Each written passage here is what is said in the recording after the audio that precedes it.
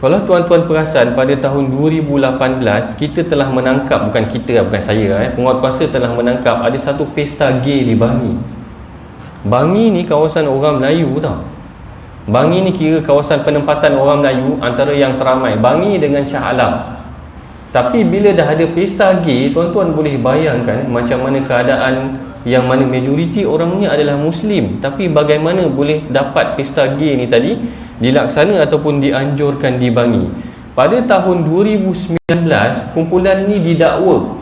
Ada 5 orang yang melakukan didakwa atas dia sebenarnya kita tak boleh nak, kita tak ada akta tentang LGBT. Ini saya nak cerita tuan-tuan. Saya pernah mengajar di Masjid Anstag. Ada seorang penguatkuasa datang kepada saya lepas saya mengajar. Dia kata, saya nak tanya doktor, sebenarnya macam mana kita nak dakwa golongan LGBT, sebab kita tak ada akta tentang LGBT sebenarnya.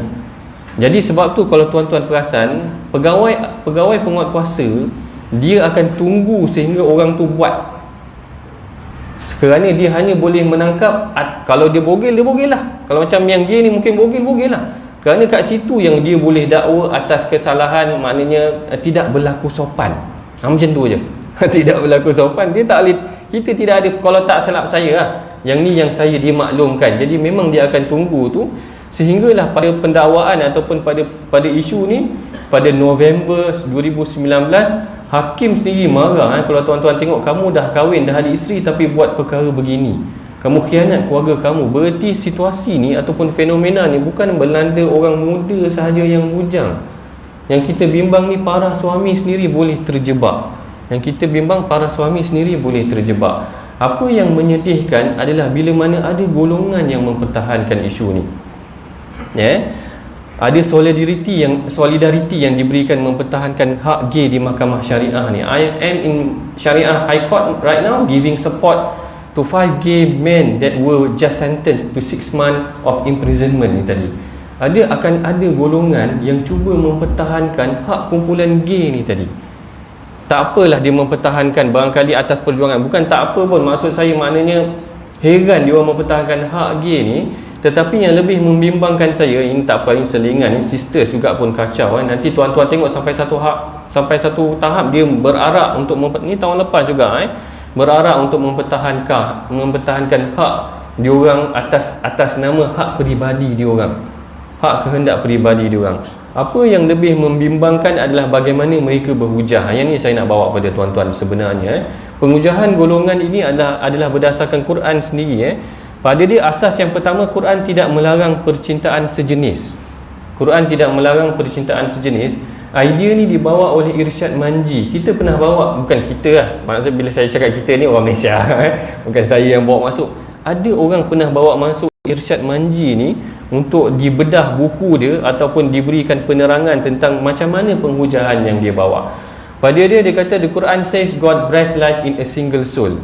Allah jadikan kita min nafsin wahidah. Dalam Quran dia saya bawa ayat ni tuan-tuan. Dia kata allazi khalaqakum ya ayuhan nasu taqu rabbakum allazi khalaqakum min nafsin wahidah. Tuhan jadikan kamu, God breathed life in a single soul. Tuhan jadikan kamu daripada single soul, daripada jiwa yang satu, min nafsin wahidah.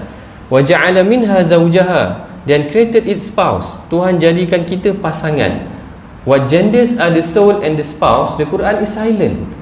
Dalam Quran dia kata Allah Ta'ala tak mention. Allah Ta'ala mention khalaqakum min nafsin wahidah. Tuhan jadikan kita daripada pasangan.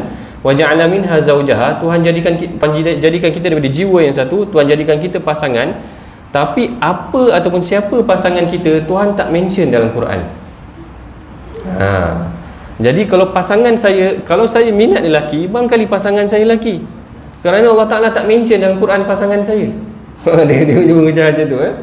Mana Allah Ta'ala tak mention siapa pasangan saya. Jadi dia kata sebenarnya tak jadi masalah pun. Dia ambil ayat Quran balik untuk guna mengharuskan ataupun menghalalkan tentang pemikiran LGBT ni tadi tuan-tuan. Akhirnya kalau tuan-tuan perasan, pada tahun 2016 Irsyad Manji ni seorang perempuan. Akhirnya dia kahwin juga dengan orang perempuan, kerana dia berpegang barangkali pada pemikiran yang sedemikian tu sendiri tadi. Jadi yang ni tuan-tuan fikir macam mana? Saya nak tanya tuan-tuan, sebenarnya dia orang guna balik ayat Quran. Pada dia Allah Ta'ala jadikan pasangan kita, tidak, Allah Ta'ala tak mention siapa ataupun atas jantina apa pasangan kita. Yang ni yang kita kata mengelirukan ni. Maknanya diguna ayat Quran untuk membenarkan agenda LGBT dia tu tadi. Jadi pada hakikatnya nanti saya simpulkan, tuan-tuan tengok sebenarnya ayat ni diambil sekerat sahaja.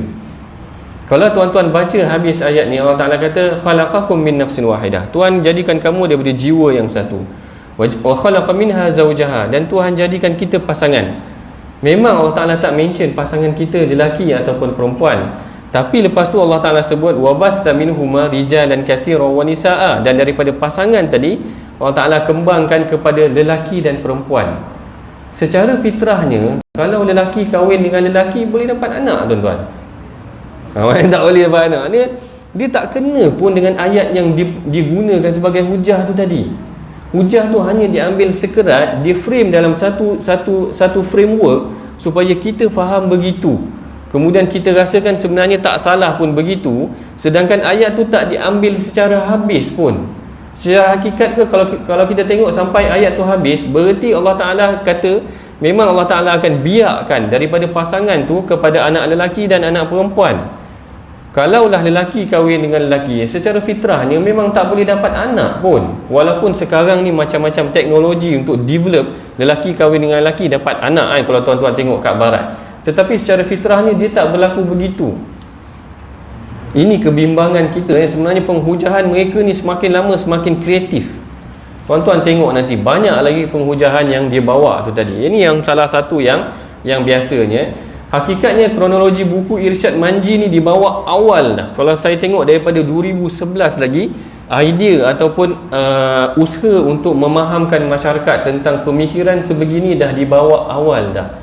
Tapi kalau tuan-tuan perasan start 2018 sebenarnya, saya kira maknanya ada kebebasan media sikit dalam tempoh yang Malaysia baru. Jadi adalah maknanya muncullah idea-idea sebegini dengan lebih longgar. Sebenarnya idea dia asalnya dah mula berada, dan kesan dia tuan-tuan tengok hari ni, pattern orang yang kena penyakit HIV ni dah tak datang daripada jarum dah. Tahun 80-an memang kebanyakannya datang daripada jarum dadah tu sendiri. Tapi kalau tuan-tuan tengok laporan Kementerian Kesihatan, pattern orang yang dijangkiti HIV ni 80% datang daripada orang golongan MSM ni, orang panggil, ataupun man to man ni tadi.